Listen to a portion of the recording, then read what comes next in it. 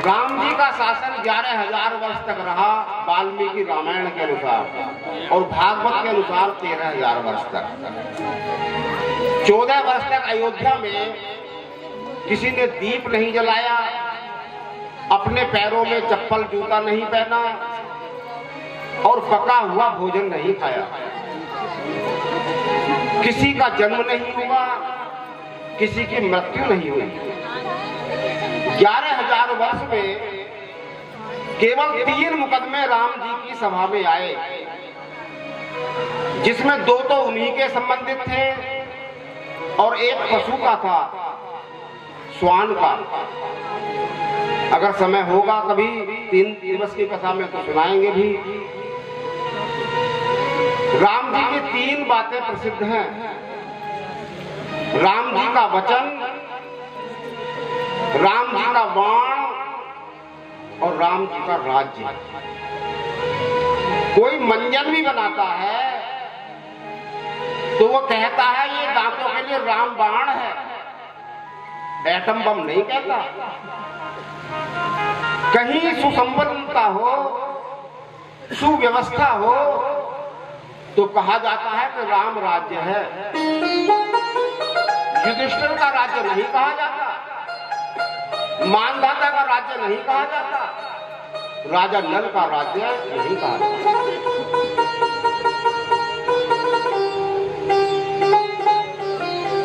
देव जी ने 10वें स्कंध में प्रवेश किया। हम चले उसी पतित पावनी भागीरथी गंगा के तट पर, जहां ऋषिकेश में सुखदेव जी परीक्षित को कथा सुना रहे हैं। और जब 4 दिवस कथा सुनते सुनते परीक्षित को हो गए और 10वें स्कंध की कथा, भगवान श्री कृष्ण का जन्म की कथा सुनाकर सुखदेव जी कुछ रुक गए, तो परीक्षित महाराज ने कहा, गुरुदेव आप रुक क्यों गए? मैं भगवान श्री कृष्ण की लीलाओं को अधिक से अधिक सुनना चाहता हूं, क्योंकि मेरी रक्षा तो गर्भ में भी भगवान श्री कृष्ण ने ही की थी। मेरे तो वो पिताश्री के भी गुरु थे, मेरे तो दादा के भी गुरु थे, और मेरे परिवार पर तो उनका बहुत आशीर्वाद, बहुत स्नेह, बहुत कृपा थी। तो सुखदेव जी कहने लगे, परीक्षित तुम्हें 4 दिवस हो गए, ना तुमने भोजन किया ना जल पिया, थोड़ा जलपान कर लो। तो परीक्षित ने कहा कि महाराज, भूख प्यास तो मुझे उस दिन लगी थी जिस दिन मैंने ऋषि श्रृंगी के गले में मृत सर्प डाल दिया था। अब मैंने आपके मुखार बिल से जो ये अमृत रूपी कथा का पान किया है, मेरी भूख और प्यास दोनों चली गई। तब भगवान सुखदेव ने परीक्षित को कृष्ण जन्म की कथा सुनाई। कल आपने भगवान कृष्ण के जन्म की झांकी का अवलोकन किया और भगवान की प्रेरणा से वसुदेव जी श्री कृष्ण को लेकर गोकुल के लिए चल दिए। भाद्रपद का मास, अष्टमी तिथि, रात्रि के 12 बजे, बुध का दिन, रोहिणी नक्षत्र, अंधेरी रात।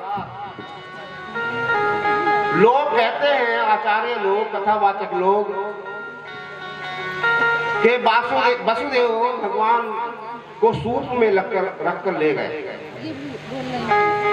आचार्य का कहते हैं, हमने तो जब कक्षा 5 में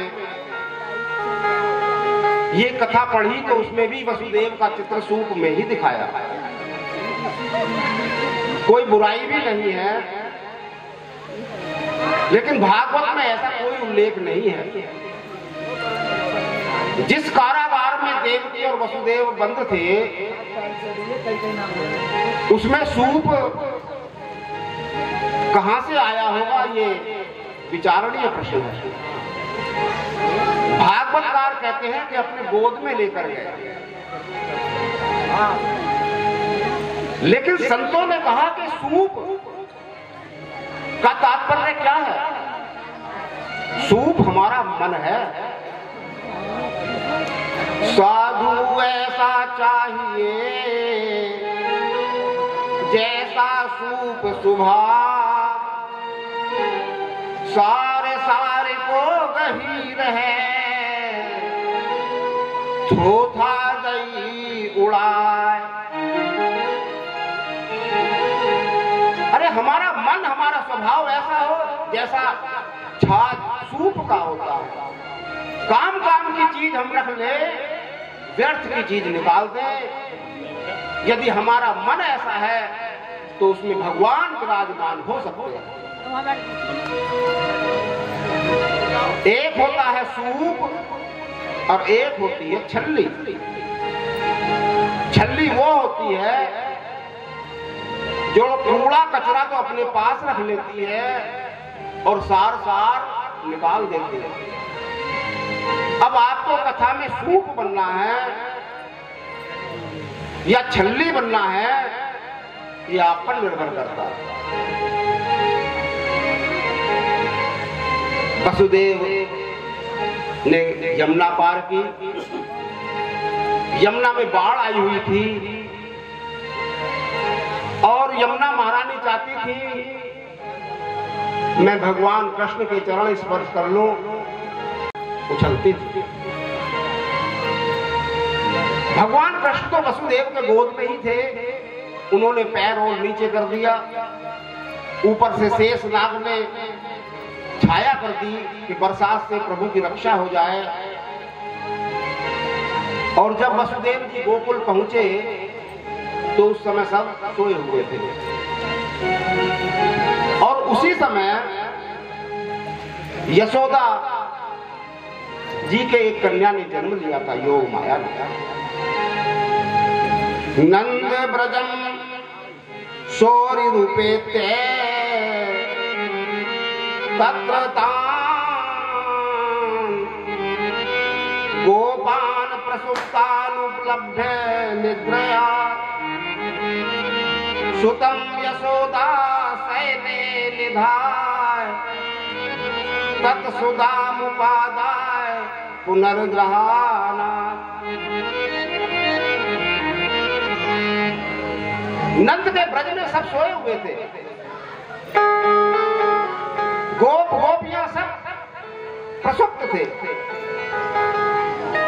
और वसुदेव जी ने अपने पुत्र को यशोदा की सैया पर सुला दिया। तत्सुदामुपादाय पुनर्ग्रहानगात्। और उस पुत्री को, उस कन्या को उठा लाए। कहां आ गए? ग्रहात, घर। अब बताइए वसुदेव जी का घर कहां था? वो तो जेल में थे। दीवानों को और मकानों को घर नहीं कहते। घर उसे कहते हैं जहां हमारी गृहिणी होती है। गृहिणी से ही घर होता है। इसलिए वसुदेव जी ने कहा कहां आए? सुखदेव जी कहते हैं अपने घर आए। क्यों? क्योंकि वहां देवकी जी विराजमान थे। यशोदानंद पत्नी के जातम परम बुद्धत नैतलिंगम परिश्रांता निद्रया तगत स्मृति।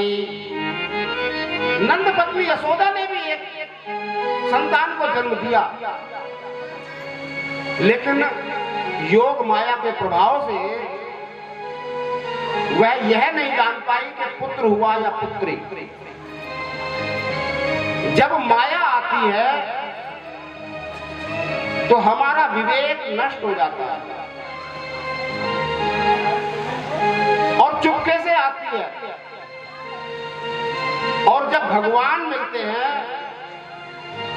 तो हमारे सारे बंधन खुल जाते हैं।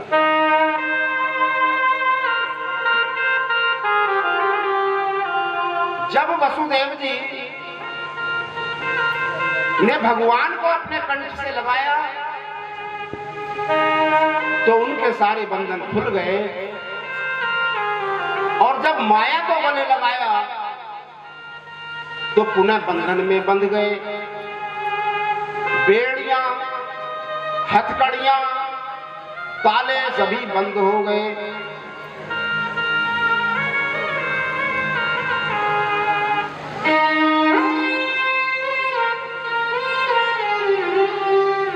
ब्रज में तो अब प्रातः हुआ और यशोदा ने देखा कि जन्म बच्चे का हो चुका। नंद बाबा आए,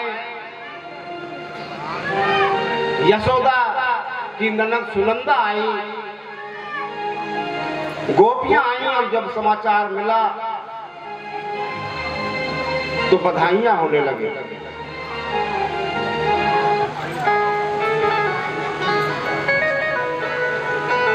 नंद घर आनंद भयो, जय कन्हैया लाल की।